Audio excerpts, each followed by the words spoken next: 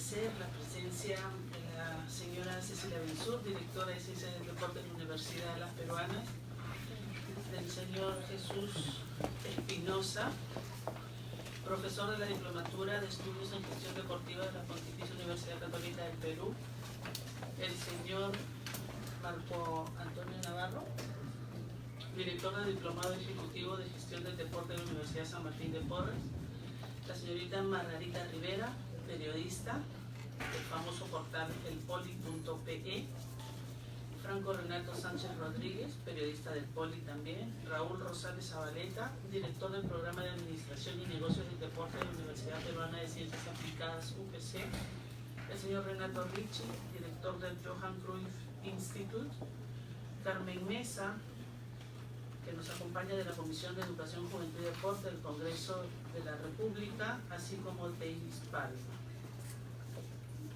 Bienvenidos nuevamente desde su casa y vamos a hablar específicamente sobre los proyectos de ley que hemos impulsado y la ley que hemos impulsado en materia deportiva. Para nosotros es muy importante su punto de vista porque queremos saber si sirve o no sirve.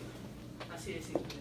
¿Cuál es el beneficio y cuáles son las mejoras? Porque todas las leyes son perfectibles, todas las leyes tendemos a mejorarlas. En algunas, una vez promulgadas y con el respectivo visto bueno, inclusive podemos encontrar algunos vacíos, hasta con reglamentos hechos, y eso es lo que queremos mejorar. Así que yo les daré la palabra a cada uno de ustedes y antes vamos a ver un video.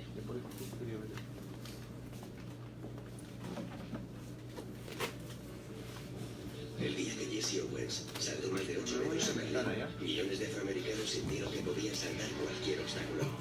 El día que Nadia Comaneci logró el primer pie de la historia, miles de padres decidieron apuntar a sus hijos en clases de gimnasia. El sexto gran slam de los hermanos Bryan hizo que mucha gente mayor de 60 se animara a dar clases de ping-pong. Después de los Juegos Olímpicos de Barcelona, un 15% más de gente empezó a practicar algún deporte. El golfista que nos hizo campeones consiguió que un grupo de amigos le diera una oportunidad a los partidillos de los jueves. No fue por su fama ni por sus récords. El día que nos dimos cuenta de la capacidad del deporte para inspirar a millones de personas, decidimos patrocinar los Juegos Olímpicos, los Paralímpicos, la FIFA World Cup, la Copa Coca-Cola y cientos de iniciativas para promover el deporte alrededor del mundo.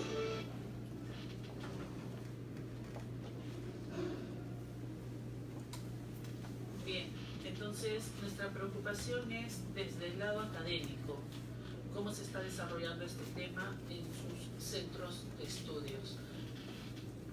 Ese es un resumen de la ley del mecenazgo deportivo, lo cual queremos abarcar con la infraestructura deportiva, programas de gestión deportiva, subvención para deportistas y entrenadores, investigación en deporte y medicina deportiva y por supuesto lo que más se requiere es la subvención de viajes para nuestros atletas y deportistas.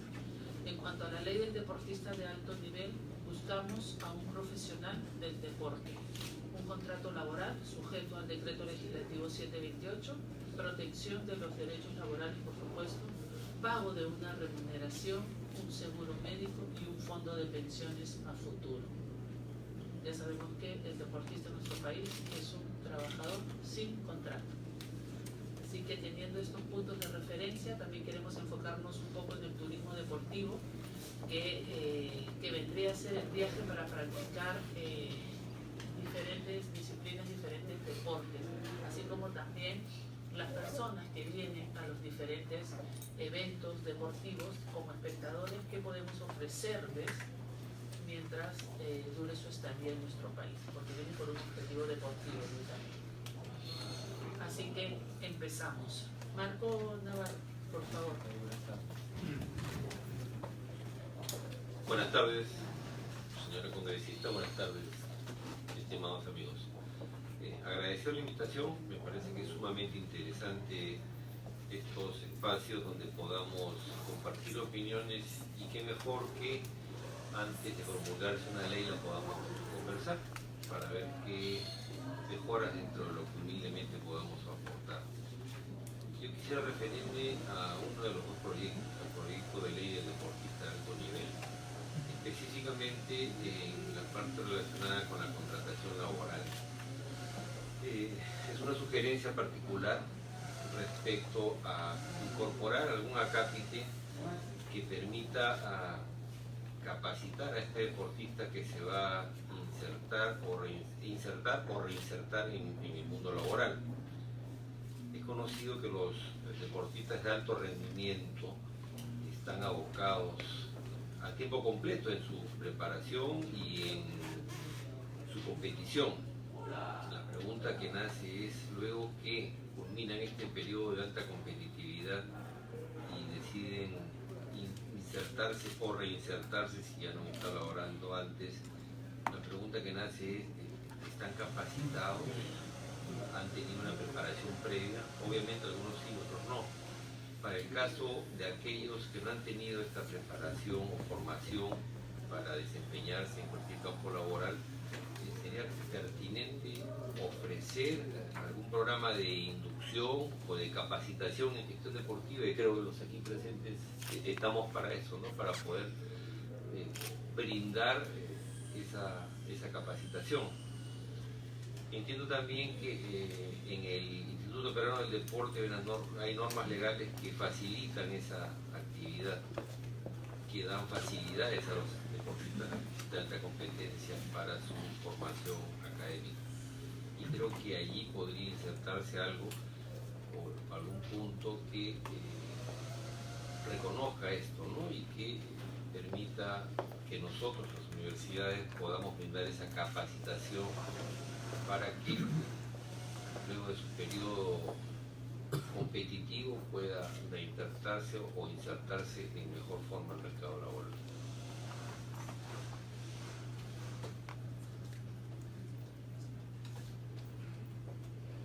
Raúl Rosales. Buenas tardes, agradecer a la congresista Chuan la invitación. Se han propuesto dos temas. Uno es relacionar las actividades de la universidad de cumplimiento de todas estas medidas de promover el deporte a nivel universitario. Comentar simplemente que la universidad, desde antes de esta regulación de los deportes que se deben promover dentro de la universidad, ya tenía un plan de incentivos que se ha venido consolidando en el tiempo. Y sí creo que es importante ir viendo cómo las universidades en general se han ido sumando a esta iniciativa, no más allá del tema regulatorio, por una convicción que se tiene de promover el deporte universitario, ¿no? Por otro lado, también concuerdo con lo que se está comentando, o lo que está comentando Marco previamente. Creo que es importante entender el ciclo de vida del deportista, ¿no? Cuando vemos el deportista de alto rendimiento, entendemos esto como la punta de una pirámide en el cual se ha ido desarrollando distintos niveles de formación del deportista, en el cual finalmente la punta viene a ser el resultado de lo que se ha hecho previamente. Entonces, cuando nos enfocamos en el de arriba es porque hemos identificado que hacia abajo se ha estado haciendo un buen trabajo de formación del talento. Algunas veces lo que podemos ver es que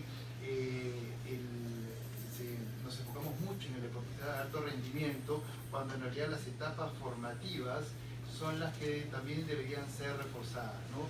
Y con esto el comentario no es que la ley esté bien o mal, sino que es importante entender que es el fenómeno del desarrollo del deportista es bastante más complejo, ¿no? Eso por un lado.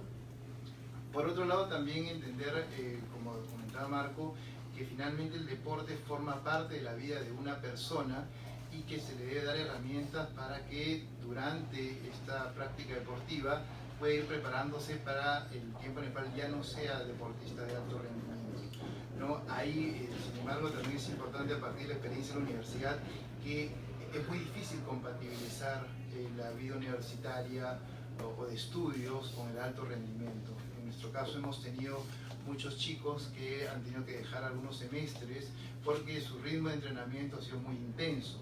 Entonces también creo importante entender eso, ¿no? Que tanto la regulación en las universidades en general puede fomentar de que tengamos deportistas que al cabo de su vida deportiva puedan salir con algún título, sea técnico o sea universitario, ¿no?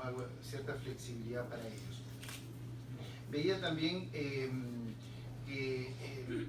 como reflexión de las leyes, creo que nos enfocamos mucho, y es importante el tema de los recursos que se asignan, ¿no? La ley de mecenazgo, a un presupuesto especial en el caso de los contratos con los deportistas de alto rendimiento. Sin embargo, la reflexión sobre eso es que el problema del desarrollo deportivo es más complejo que el solamente económico. Cuando hacemos un diagnóstico de cuántas escuelas de entrenadores tenemos, cuántas escuelas de ciencias del deporte o de educación física tenemos para que pueda atender estos requerimientos, vemos que es insuficiente, ¿no? Ya hay una brecha entre los profesores de educación física que se requieren a nivel nacional, y esto también se refleja en los entrenadores. Entonces, cuando nosotros no tenemos de dónde elegir a los mejores entrenadores y solamente aumentamos el presupuesto, lo que sucede es que terminamos de repente canalizando estos recursos hacia entrenadores de otros países, que no es que esté mal, sino que es naturalmente porque no lo encontramos en el mercado. Entonces el desafío es cómo hacemos para que ese optar por el entrenador internacional sea una etapa de transición hacia tener un círculo virtuoso para poder tener entrenadores nacionales que puedan sostener esta industria a largo plazo. El modelo de Colombia a mí me parece que es muy bueno, porque ellos empezaron importando entrenadores, pero desarrollaron todo un sistema académico de formación de entrenadores de alto nivel, como la Escuela Nacional del Deporte en Cali y otras escuelas más que se han desarrollado. Y es por eso que ahora ellos ya exportan entrenadores, ya no solamente tienen para el mercado local, sino que también se han consolidado como una potencia deportiva. Entonces, el enfocarnos en los recursos es importante, pero no es un aspecto de la solución. También hay que entender que si es que no tenemos estos profesionales en número suficiente y en calidad suficiente, vamos a seguir aumentando presupuestos, pero el desarrollo deportivo no necesariamente se va a dar de la forma en la cual estamos esperando. Muchísimas gracias. Doctora Bensur, por favor. Buenas tardes con todos, congresista, buenas tardes. Realmente felicito estas iniciativas que usted está teniendo desde su cargo, realmente muy importantes. Y es ahora realmente en nuestro país que se vea este interés. Así como vemos, efectivamente, congresista, tenemos un déficit increíble de profesionales en el área, tanto en educación física como en el deporte, que no cubren las necesidades no solo de la parte de la formación de la educación física, sino también del deporte, de la gestión deportiva, entre otros puntos. Con referente a estas dos propuestas, ¿no? Este proyecto de ley, pienso también, además de leerla más detenidamente, detalladamente, ¿no? Para poder también opinar de una forma más objetiva. Sin embargo, tenemos la ley nueva, la universitaria, la 3220, que en su artículo 111 habla, pero también hay una ley que la regula totalmente y que creo que algunas universidades todavía no las conocen. Yo creo que si hacemos cumplir esa ley dentro de las universidades, todas estas propuestas suyas van a tener un fundamento sólido, mayores. Se han hecho ya las oficinas en algunas universidades, las oficinas de PROAC, que la ley implica en lo que es el manejo deportivo, y donde están inmersos todos los deportistas calificados que se presentan a las universidades y necesitan un trato distinto, toda vez que entendamos, un deportista calificado entrena de 4 a 5 horas diarias, no entrena 2 ni 3, entrena todos los días y a veces en doble turno. Un poco mi experiencia como deportista calificada, que en mi época el apoyo era mucho menor, no se hablaba de un apoyo, entonces nos la teníamos que agenciar de tal forma que entre estudiar, entrenar y en algunos casos trabajar es terrible, porque es todo un ritmo que necesita un deportista. Para mí un deportista calificado o un deportista de alto rendimiento realmente es una persona con tal disciplina que merece un apoyo realmente, y es complicado hacerle entender a otras áreas esto. Entonces, estas propuestas deben fundamentarse, y congresista, haciendo estas reuniones. Me parecería que esta sería insuficiente, que de repente pudiéramos tener otra más. Entonces, poder aportar de acuerdo a todas las experiencias que podamos dar, ¿no? Entonces, efectivamente, para que un deportista calificado pueda ser beneficiado, además con lo que proponen, un trabajo, pues es maravilloso realmente, ¿no? Es interesante.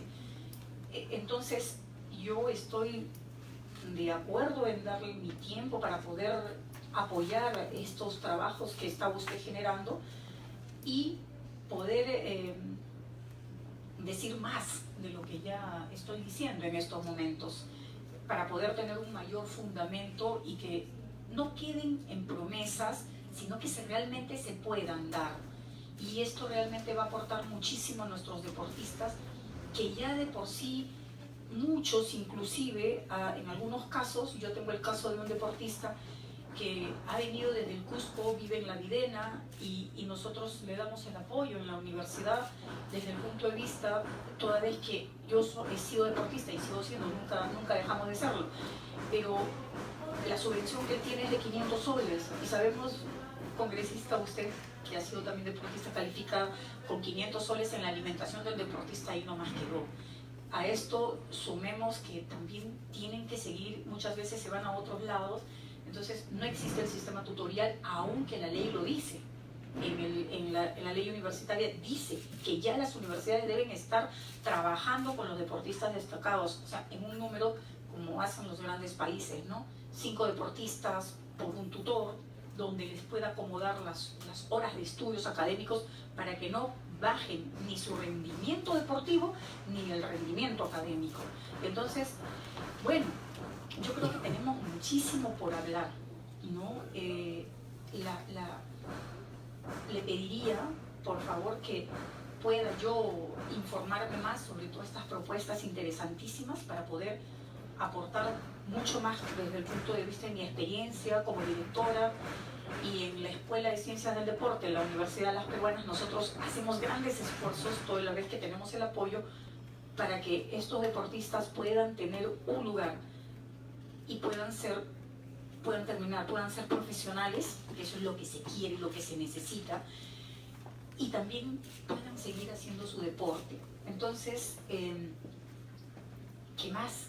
Hay mucho más que decir, ¿no? En el área de hacerlos profesionales también, muchos se van a otras carreras, ingenierías, medicinas, pero la exigencia de las carreras propiamente dichas hace que empiecen a dejar la parte del trabajo y el entrenamiento. Entonces muchas veces los hacen decidir o esto, inclusive con estas participaciones a nivel mundial, que son, según las lecturas, son terceros en importancia en el mundo, las participaciones universitarias, que acá se le da un interés casi nulo. Todas las competencias universitarias terminan en un campeonato mundial. Y si vamos a un campeonato mundial, estamos tratando con jóvenes, porque el tope de edad es 28 años nada más. Entonces, están compitiendo los mismos deportistas que compiten en las Olimpiadas. Es ese nivel el campeonato universitario mundial. Entonces, ese es otro de los puntos. Y ojalá el congresista salga de estas cosas en el apoyo máximo. Yo le agradezco muchísimo la invitación, realmente son cosas que me apasionan mucho del deporte, y en todo lo que pueda aportar, déjeme por favor leer a profundidad más esto para poder aportarle más. Muchas gracias. Gracias, Cecilia. Solo para comentarles que ayer estuvimos viendo el mismo tema con los gestores deportivos de diversas agencias, y este 7 de septiembre veremos el tema con los representantes de los diferentes ministerios involucrados. Algunos ministros también pasarán por acá para ver este tema, así que nuestra idea es presentarles conclusiones y aportes, para lo cual va a ser importante que ustedes se comprometan esta vez conmigo a hacerme llegar sus aportes para poderlos plantear a los diferentes ministros, para poder hacer esto más grande, más enriquecedor. Jesús Espinosa. Bueno, muchas gracias por la invitación. En general, me voy a complementar 2 puntos que tienen en común la ley, o en realidad todas, es la operativización, ¿no? ¿Cómo hacemos que, en este caso, 2 formulaciones que en papel sean beneficiosas, llegamos a que sean realmente positivas para la sociedad, ¿no? Lo que se ha podido ver en el sector educativo es que está el beneficio tributario. Este beneficio tributario, hablo de la ley del mecenazgo, no ha sido inventado, esto está probado que funciona, pero hay que operativizarlo. Y para operativizarlo necesitas que la empresa privada, que en algunos casos ya conoce este beneficio, confíe en inversión en el deporte, ¿no? Entonces, que viene de la mano del mismo deportista, las entidades deportistas que demuestren cierto grado de gestión, cierto grado de orden, para ello poder entregarle cierto dinero, cierto beneficio, ¿no? Y dos, que ahí creo que viene un papel más que podría ser del lado del Congreso o de quien va a promover la ley, es que efectivamente se concientice a la sociedad del beneficio que esto conlleva, ¿no? Como vimos, nos mostraron un video del Plan ADO, que es toda una campaña de promoción que se hizo en televisión y en diferentes medios de comunicación para poner en importancia que el deportista tiene que, de alto nivel, estamos hablando de alto nivel, dedicarse a lo que, o al mayor provecho que él tiene, ¿no? Y que eso repercute en la sociedad. Que sería un desperdicio tener a un deportista de alto nivel trabajando ahora 8 horas en la oficina, y lo que necesitamos como país es que él esté dedicándose a tiempo completo a su disciplina. Entonces, yo creo que un aspecto más general es promocionar este tema para que las empresas y las otras entidades vean el beneficio de que, ok, yo colaboro con esto, yo colaboro con esta causa noble, y ahí entrar un poco, la ley está ahí, pero como yo tengo ese incentivo para colaborar, ¿no? Y después, del otro lado, que un poco se encargan todas estas propuestas educativas, es darle al deportista, uno es, ok, tú eres también una especie de un embajador del país, eres un vamos a llamarlo, para ser beneficiario de una política tributaria necesitas estos parámetros deportivos, vamos a llamarlos actitudinales, etc., ¿no? Ser vamos a llamar un producto deportivo, ser un producto que sea atractivo para tus contribuyentes, ¿no? Entonces, en operativización, la parte del Estado creo que debería haber una promoción general. Tiene que haber una alianza con las principales entidades del país o grupos económicos que quieran comprometerse con el deporte. Esto lo puedes vincular después con la otra ley de reinserción laboral. El deportista de alto nivel, vamos a ponerlo en el mercado laboral, pero no porque me está haciendo un favor, sino porque el deportista de alto rendimiento es una persona de alto rendimiento en primer lugar. Tiene unos valores que no los tiene cualquier persona, ¿no? O sea, haber dedicado en cuerpo y alma a cualquier objetivo, si es el deporte, puede ser otra cosa, tener una persona de esta sentada en tu oficina, creo que puede agregar un valor importante. Y dos, cuando tú ves estudios de estas consultoras de recursos humanos y etcétera, y preguntan cuáles son los primeros puntos en los cuales ellos consideran para contratar a una persona, ven que los conocimientos están por debajo, mayormente contratan por actitudes, ¿no? Entonces, el deportista de alto rendimiento tiene muchas actitudes que calzan con lo que en general vamos a llamar el mercado privado en primer lugar, y después el estatal puede o no puede, sino requiere actualmente, ¿no? Y centrando en la ley del deportista de alto rendimiento. El deportista de alto rendimiento es, como mencionó Raúl, es la punta del eje, es la visibilidad de su deporte. Realmente, a mi parecer, no es que tenga una relación directa, que se observé con habilidad, que tenga una relación directa con la promoción del deporte, pero sí con la vitrina que le da el deporte internacionalmente, ¿no? Digamos, si quiero vincular promoción del deporte, a lo mejor no es el primer punto, ¿no? Hay infraestructura, hay diferentes mecanismos que pueden impactar directamente con la promoción del deporte, pero el deportista de alto rendimiento es el modelo de su deporte, que sí puede generar que muchas personas que practican el deporte, pero es el que llega al punto, a la punta del iceberg, es el más visible, ¿no? Y otra cosa que mencioné en la reinserción laboral que es importante y que no lo he mencionado es el primer punto donde debería reinsertarse laboralmente el deportista de alto rendimiento es su deporte. Está bien, que genial si el deportista quiere ser ingeniero después, pero si nosotros le damos facilidades para que se reinserte en su deporte, ganamos mucho en los famosos los role models o modelos deportivos, ¿no? Tener de entrenador o que esté dando vuelta por los campos de entrenamiento un deportista olímpico, eso significa para los deportistas en formación un valor muy importante. Entonces sería bueno incluir cómo buscamos que el primer punto de la inserción sea el deporte, ¿no? Tomando ya que me pusieron el video, y esto también se estudia en las diferentes escuelas de gestión deportiva, el plan ADO y lo que significó para el deporte, en este caso español, fue uno, un quiebre en las medallas, pero dos, es que muchos de estos medallistas se quedaban como entrenadores o como gestores en las federaciones o en diferentes posiciones en su deporte, ¿no? Entonces, cuando se hacía este reportaje, porque se ha hecho después de 20 años, se entrevistaban a los medallistas y efectivamente los entrevistaban en las federaciones porque estaban con los niños ahí trabajando, ¿no? Entonces, eso es uno. Y para cerrar, hay varias medidas, ¿no? Incorporación laboral, hay información sobre vivienda, asesoramiento sobre las disposiciones de presente y fomento del deporte regional. Creo que acá está perfecto, solo habría que ver la priorización como oficina, más como una oficina general de atención del deportista de alto rendimiento, ¿no? Que desde que se preocupe de su incorporación al pago nacional hasta su reinserción, primero creído en su deporte, si no quiere hacer otra cosa, su reinserción laboral posterior. En ese lapso de varios años, ahí tienes un seguimiento en la universidad, si quiere llevarlo en paralelo, apoyo, subvenciones, asesoramiento si quiere utilizar la ley del mecenazgo deportivo, etc. Entonces, cómo operativizar esto en una oficina me parecería que ahí depende el uso, ¿no?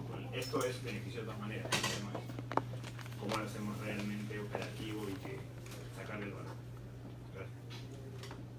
Gracias. Gracias, Jesús. Renato Rich, por favor. Buenas tardes a todos. Gracias, Leila, por la invitación. Quería hablar básicamente de dos temas. Uno, del tema de gestión deportiva, que es lo que nosotros en el Instituto de Johan Cruyff enseñamos. Y por otro lado, la ley de mecenazgo deportivo.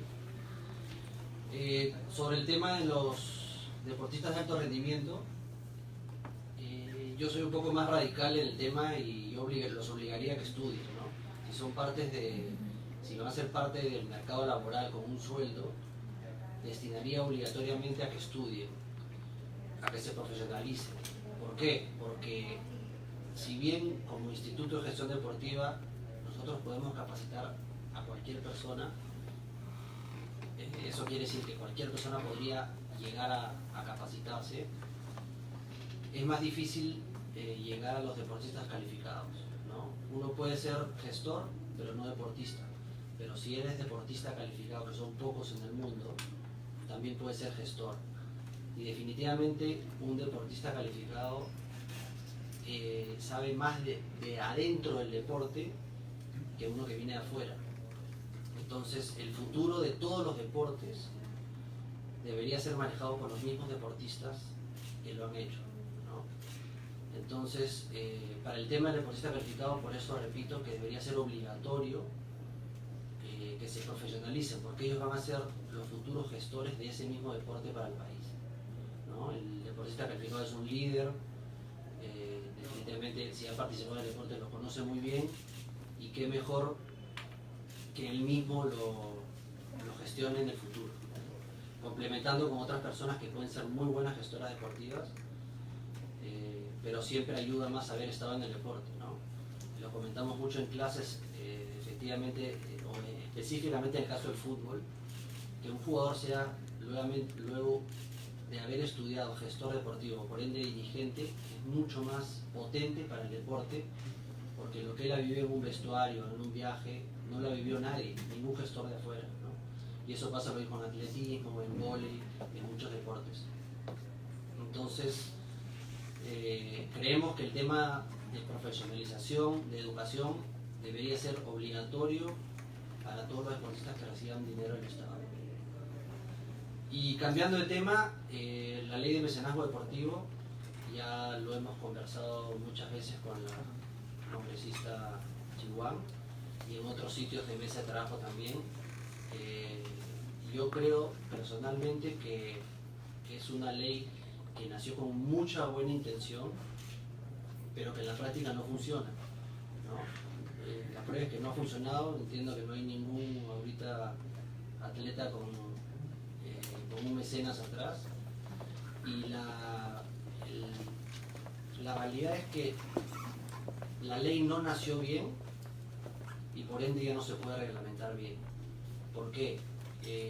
No tiene ningún beneficio adicional para los futuros mecenas, para las empresas, para una persona que quiera apoyar a un deportista, porque el beneficio fiscal es el mismo que obtiene antes de la ley. Al final le van a descontar el 30% de impuestos, de renta. Y eso antes de la ley también era así, ¿no? Incluso la ley tiene un tope, que no lo tiene el otro lado, que es el 10% de los ingresos. Entonces, si yo soy una empresa que quiero invertir en un deportista calificado y le voy a dar $100.000, solo me van a devolver el 30%. Con la ley de mecenazgo es exactamente igual. Pero además tengo un tope. Eso quiere decir que las empresas chiquitas no pueden destinar mucho dinero. Eso está bien porque hay un tema de lavado de dinero. Pero una empresa grande, el tope nunca va a llegar obviamente y el beneficio es el mismo, 30%. Lo que se ha debido hacer es que el beneficio que tiene la empresa sea directamente en el crédito fiscal, directamente, no en el gasto, porque cuando va al gasto, después pasa por el impuesto a la renta, ¿no? Ese es el problema, y hemos estado en algunas mesas de trabajo investigándolo, y el gran problema de eso es que tiene que cambiar la ley, no la reglamentación. Gracias.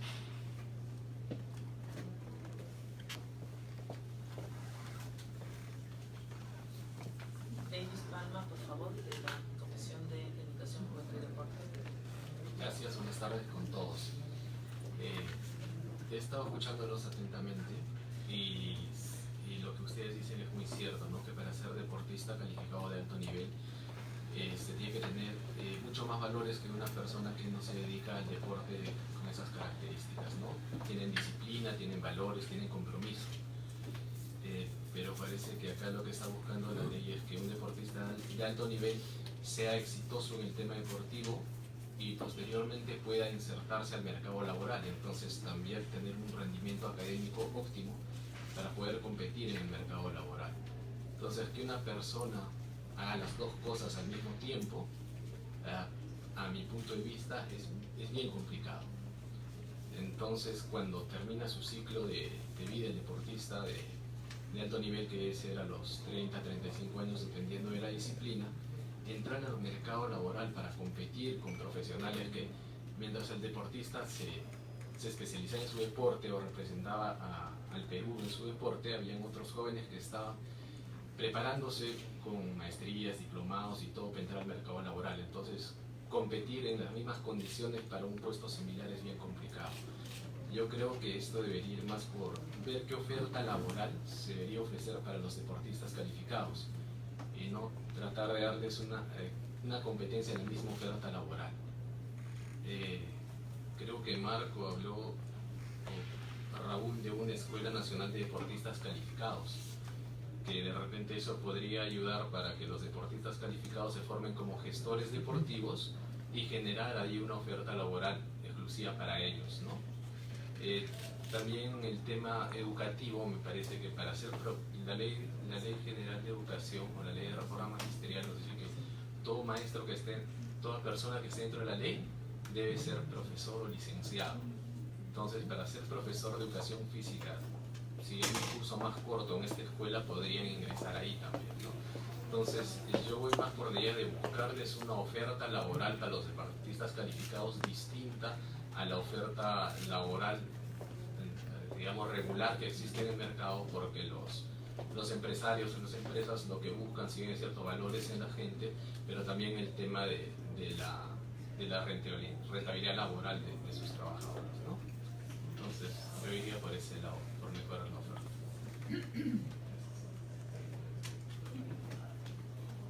Buenas tardes. Un poco para complementar lo que dijo Davis, es cada deportista calificado tiene un ciclo de entrenamientos y de competencias. En el ciclo de entrenamiento no entrena en doble turno, sino en horario normal. De repente podríamos ver, ustedes en la academia, nosotros en el Congreso, la forma de compatibilizar eso y, no sé, hacerle cronogramas diferenciados de acuerdo a sus horarios de entrenamiento y de estudios, para que ellos puedan cumplir con lo que necesitan para que se especialicen. Otra cosa es, veo que muchos deportistas no retornan a su deporte cuando han dejado de serlo para ser gestores o entrenadores, porque en el medio no son bien reconocidos remunerativamente. Es por eso que ellos tratan de migrar a una profesión que sea un poco más rentable. De repente buscar que se les reconozca de mejor manera, que se les pague de una mejor manera y que se reconozca su valía no solo por lo que puedan enseñar, por lo que han aprendido en la academia, sino por la experiencia propia, como decía Renato, que eso es algo invaluable. No vamos a poderlo rescatar de ninguna otra persona. Eso era. Gracias, Carmen. Margarita Rivero. Sí, ante todo, agradecer nuevamente la presencia aquí. Estuve yo también en la parte en la que se comentó sobre las dos leyes, la ley que ya está en vigencia, que es la ley de mecenazgo, y bueno, el proyecto de ley de deportista calificado. Pero antes de pasar a esto, quería un poco consultarle y comentarles con respecto a lo que han dicho los representantes de las distintas entidades educativas que están aquí. Y pasa un poco por algo que escuchamos nosotros constantemente de parte de los deportistas cuando van a los diferentes medios de comunicación, ¿no? Y que tiene que ver mucho también con el tema de la reinserción laboral, que también lo voy a comentar. Y es esta incompatibilidad que existe muchas veces con el tema académico y el tema propiamente deportivo. ¿Cómo hacer para que esa reinserción, no voy a hablar de reinserción laboral, sino de esa inserción educativa, sea compatible con lo que ellos hacen diariamente? Y quiero recalcar un poco lo que dijo el señor Marco Navarro con respecto a los programas de capacitación, ¿no? A un proyecto de capacitación de repente. ¿Qué posibilidad habría, ¿no?, de dentro de la ley, sobre todo de deportista calificado, de que se genere una capacitación, no como un programa técnico, sino como un programa de repente universitario, un programa de mayor alcance, para que aquellos deportistas que quieran colaborar, o mejor dicho, dedicarse a lo que han estado haciendo en sus propias disciplinas, puedan hacerlo de manera académica. Porque eso también los insertaría dentro del sistema laboral como profesionales dentro de su deporte. Otro tema que me gustaría en algún momento que se pueda aclarar y que creo que pueda también ser visto para ponerlo dentro de la ley de deportista calificado, es si la ley se refiere a una reinserción del deportista al final de su carrera, o si la ley va en defensa del deportista como ser productivo mientras desarrolla su carrera deportiva. Creo que estas partes son importantes de aclarar y ponerlas muy claramente también dentro de la ley, para que finalmente el deportista, que es un ser productivo y que creo que todavía no se tome en cuenta eso, pueda tener una carrera que no termine con la parte netamente deportiva, sino que le produzca también una seguridad al final de ella. Bien, gracias, Margarita. Para tener en cuenta, primero, la ley de mecenazgo ya está aprobada y reglamentada.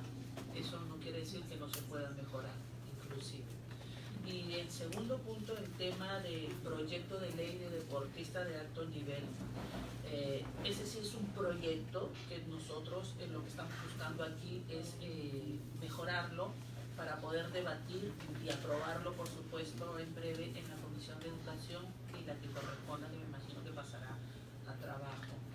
Entonces, para retomar sobre la ley de mecenazgo, ayer estuvo aquí el representante del IPD y nos comentó que tienen 120 expedientes a la espera de esta ley, ¿no?, para concluir su proceso. O sea, ya son 120 deportistas que están haciendo los primeros pasos para poder utilizar esta ley de mecenazgo. 3 ya han logrado el beneficio, esto es según el IPD, ¿no?, que nos dice que es un tema de competencias, que muchos chicos y muchos entrenadores y muchas empresas no saben gestionar el tema de patrocinios, ¿no? Entonces por eso es importante la presencia de ustedes el día de hoy. Y mi pregunta sería a todos y a quien quiera contestarla, ¿cuál es el enfoque que desde sus programas se desarrollan para fortalecer los temas de gestión?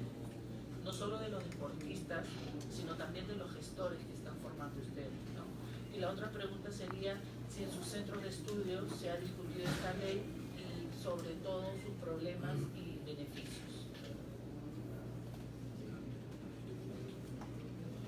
Bueno, respecto a esta norma legal, la ley del mecenazgo deportivo, en el programa ejecutivo de gestión deportiva, de hecho, ha habido varias conferencias donde han participado altos directivos del IPD para exponer a los participantes del programa los alcances de la ley.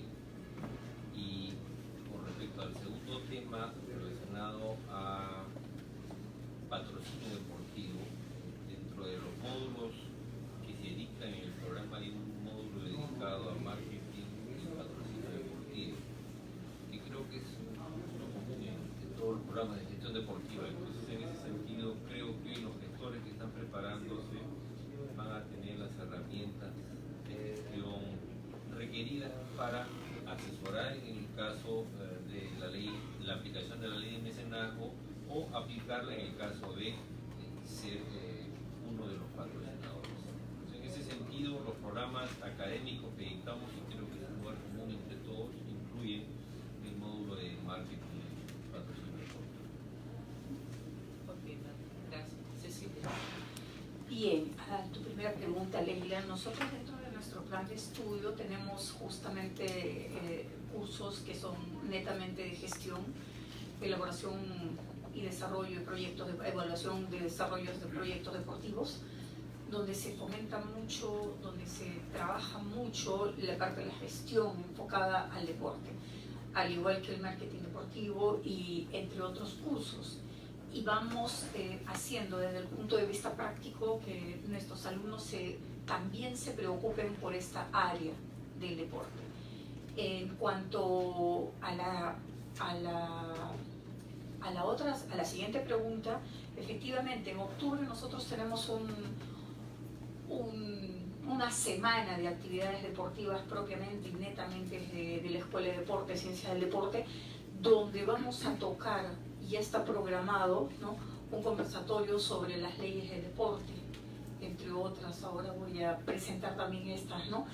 Y sí, nos preocupamos porque este profesional salga realmente informado y pueda aportar y desarrollarse en el ámbito del deporte en diferentes áreas, ¿no? Gracias. Gracias, Cecilia. Marcos, te agradeceré en la medida de lo posible si en algún momento nos puedes alcanzar las conclusiones que llegaron, que se dieron en estos debates que tuvimos sobre la ley de mecenazgo. Gracias. Raúl. Sí, primero, nosotros tenemos dentro de la línea de formación de negocios del deporte, que tiene una orientación muy del sector privado, toda una línea de temática que es del sector público, porque en realidad la operativización de la ley de mecenazgo no es otra cosa que parte de la dinámica del sector público. Nosotros formamos profesionales para que puedan estar en algún momento en federaciones, en algunos otros clubes, digamos, del sistema federativo, pero que en algún momento, si es que reciben fondos del Estado, van a tener que hacer rendiciones, los que reciben como federaciones o comité olímpico. Entonces, para que estén familiarizados con todo el proceso de rendición de cuentas del sector público, que ya engloba y que va más allá de solamente saber cómo funcionan los mecanismos en el IPD para esta ley. Porque creemos que es importante que el chico se familiarice con esto. O sea, a diferencia del sector privado, en el cual uno puede gestionar un auspicio y ver la forma de cómo llegar a ella, el tema de la ley del mecenazgo se enmarca dentro de cierta regulación del sector público que es importante conocerla, ¿no? Entonces, nosotros identificamos esto como un punto en el cual los chicos deberían salir informados, porque no es intuitivo, ¿no? Todo lo que tiene que ver con la regulación del sector público. pues la discusión sobre la ley la tenemos en un curso de 9º ciclo que se llama Regulación y Ética en el Deporte. Y sí, uno de los temas que tenemos es, traemos la ley, se le da el tiempo a los chicos para que puedan hacer alguna discusión o debate. Es moderado por profesores que normalmente están trabajando con estos temas. Y bueno, y se dan ciertas conclusiones que hasta ahora se han manejado dentro del ámbito de clase, ¿no? Y lo otro, hacer la precisión solamente, que ya de alguna forma lo he comentado, la distinción entre un auspicio privado y la ley de mecenazgo, ¿no? En algunos casos, para el privado, todo lo que tenga que ver con el sector público le suena algo más complejo. Entonces, de repente el auspicio directo, que luego puede ser rendido con un proceso prorrogario, con una factura, es más sencillo que estar haciendo el procedimiento, ¿no? Aun cuando los montos no son significativamente distintos, ¿no? Por la ley, ¿no? Es más fácil para el sector privado. Entonces, es importante, creo que también entender esa dinámica, ¿no? Gracias, Raúl. ¿Listo? Jesús, sí.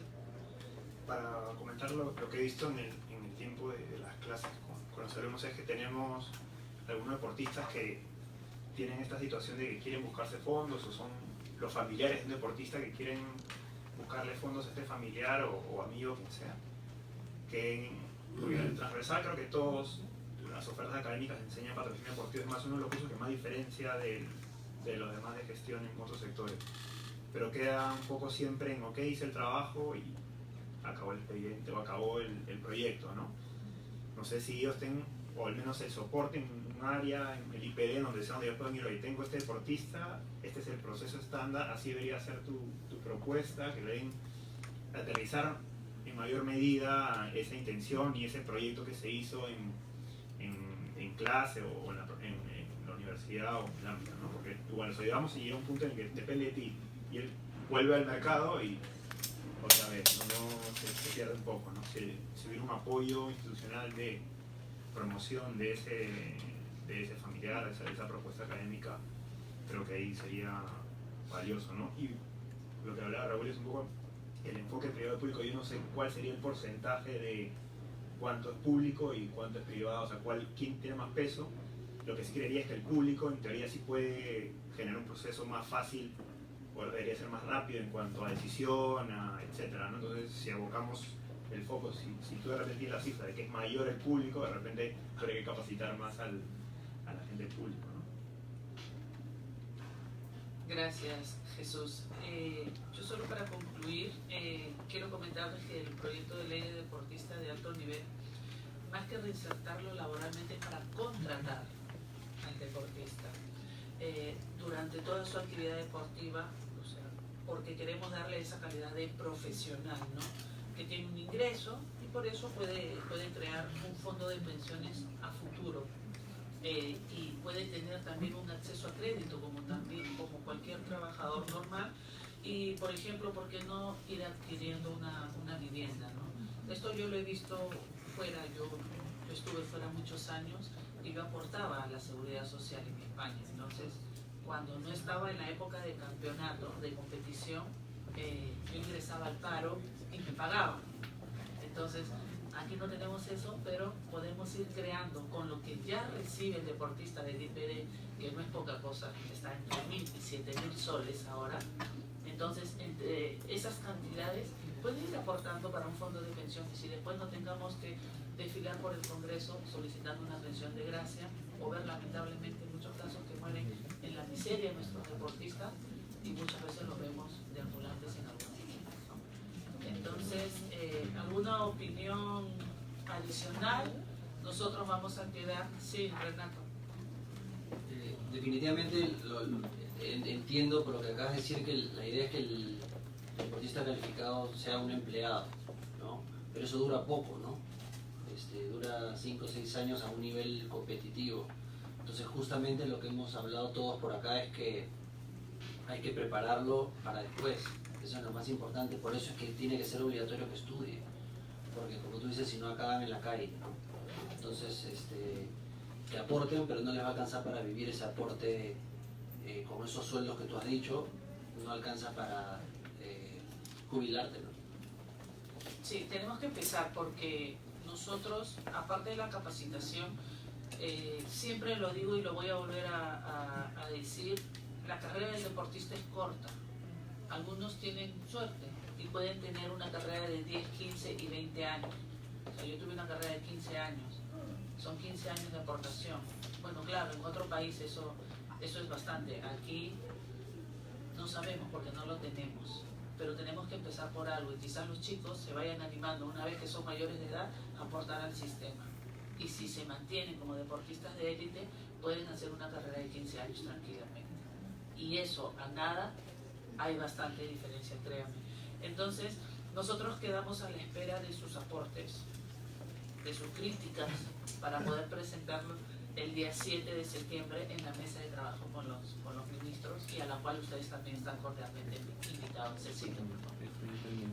Leila, la idea es excelente, de verdad, pero también es cierto que sí hay que ver dentro de este proyecto, ver efectivamente un algo de capacitación también para que cuando termine esos 15 años pueda tener un soporte académico, un poco bastante científico, digamos, para que pueda aplicar lo que él sabe de una forma metodológica, de acuerdo a los ciclos y periodizaciones, darle cosas muy específicas, ¿no? Habría que moldear esa parte también, ¿no? Gracias. Sí, yo lo hablaba con el ministro de Educación en su momento, hace 2 semanas y media, y le decía, ¿no? Por ejemplo, yo no estudié para entrenadora, porque paciencia no tengo, ¿no? Pero a mí me gusta más dirigir y estar del lado de la gestión, entonces yo me formé como gestora, ¿no? Tenemos la experiencia como deportistas, algunos más de 10 años, y si queremos enseñar, para mí en lo particular, 5 años de universidad es demasiado. Es demasiado. Entonces, ya has sido atleta, imagínate que atleta de alto nivel, te falta la parte pedagógica, no vas a meter 5 años a la universidad para que estudie la pedagogía, ¿no? El cómo enseñar. Pueden ser 3 quizás. Y algunos no nos gusta enseñar y quizás podamos hacer 4, pues, ¿no? De lo otro, de gestión, de dirigir, de analizar, de hacer. Son cosas que el ministro ha prometido tener en cuenta para poder moldear todo esto, ¿no? Sí, primero Davis y después Raúl. Gracias, congresista. Solo una pregunta. Acá en el proyecto de ley indica un contrato especial para deportistas de alto nivel. Quería salir de la duda, ¿es un régimen especial para contratarlos? ¿Es un régimen especial laboral? ¿O es una manera de contratar? Porque si es un régimen laboral especial tendríamos que ir por el lado de servir. Dado que la Comisión de Educación va a tener que solicitar las opiniones y dictaminarlo, sería bueno tener claro esa. Sí, hablamos porque esto lo hemos preparado con otros congresistas especialistas y era la manera más oportuna para poder llegar a debatir este proyecto, ¿no? Hablando de un régimen especial, porque los deportistas son personas especiales, ¿no? Dentro del sistema. Entonces, esto, tú te has dado cuenta, también se va a debatir si realmente necesitan un régimen especial o un régimen, digamos, ordinario, ¿no? Normal. Raúl. Sí. A ver, me quedo un poco con lo que lo había comentado Carmen y Davis hace un momento, solo que conversamos de otra cosa, pero quisiera retomarlo. El deportista de alto rendimiento no necesariamente quiere estudiar algo relacionado al deporte, y eso creo que es importante tenerlo en cuenta. Menos de la mitad de los deportistas destacados de alto rendimiento de la universidad están en el programa de negocio del deporte, que es el único que existe dentro de la universidad. Entonces creo que es un buen punto de partida. Sin embargo, si queremos darles alguna herramienta de inserción laboral, administración o gestión es la carrera más demandada del mercado, digamos, y es la más versátil, con lo cual tendríamos que pensar de repente más en alguna opción de alguna suerte de equivalencia o algo para carreras relacionadas a gestión, porque es la más demandada, ¿no? Entonces, tratando de hacer el match, yo diría que se podría buscar algo así. Y lo otro es la reflexión con el Ministerio de Educación, ¿no? Nosotros como universidad se nos pone bastante rígido el tema de las horas lectivas que deben ser reconocidas como créditos académicos. Sin embargo, si nosotros nos ponemos a pensar las horas que un deportista de alto rendimiento le dedica a su entrenamiento, fácilmente es una carrera universitaria de 3 años, no la hacen 5, por todas las horas que le dedican. Entonces, ver el mecanismo en el cual estas horas, obviamente validadas por el IPD, validadas por un entrenador, por un metodólogo, con un informe, puedan ser reconocidos como créditos, como parte de créditos académicos, yo creo que podría ser una buena alternativa. Es desafiante, hay que pensar fuera de la caja, no es tan sencillo, pero la ley nos dice que tenemos que tener 35 créditos de los 200 de una carrera universitaria para estudios generales, formación general. Entonces, si tenemos estos 35 créditos en los cuales se podría reconocer, estamos hablando más o menos del más del 10% de la carrera. Digamos, o sea, me surgen algunas ideas parecidas, pero la idea es, ¿por qué no pensar en que estas horas de entrenamiento se podrían reconocer como parte de estudios generales de una carrera universitaria o de una carrera técnica? Sí, esa es la idea. Margarita, sí. Esta también es una consulta, ¿no? En función precisamente del tema del proyecto de ley para el deportista calificado. Si dentro de esta consideración se ha también tomado en cuenta precisamente el programa de apoyo al deportista. ¿Qué tan compatible es que se siga desarrollando el programa de apoyo al deportista? O sea, que un deportista siga accediendo a ese programa teniendo la posibilidad de acceder a esta ley, o si ambos se van a complementar. Creo que es un tema que también habría que considerarlo para que no haya la confusión y de repente al final, en lugar de que los deportistas se sientan beneficiados, sientan como que algo se les está cortando, ¿no? Sí. Sí, lo hablamos ayer, la idea es unirlo a esto, ¿no? Porque ya no tomaríamos el PAD, el programa de ayuda al deportista, como un incentivo para un premio, porque ahora se da como un premio, el que consigue el tiempo, el que consigue la marca, el que consigue el récord, se le da.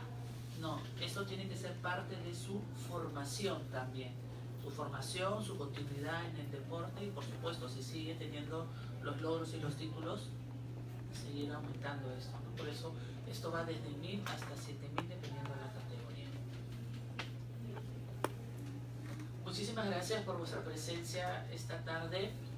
Les reitero la invitación y el pedido de sus aportes para el día 7 de septiembre, donde estaremos reunidos con los diferentes ministerios. Muchísimas gracias. Buenas tardes. ¿Hacemos una fotito, por favor?